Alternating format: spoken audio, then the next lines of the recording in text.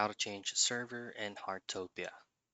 Now in this video, I'm going to show you the easiest way for you to change servers in Heartopia.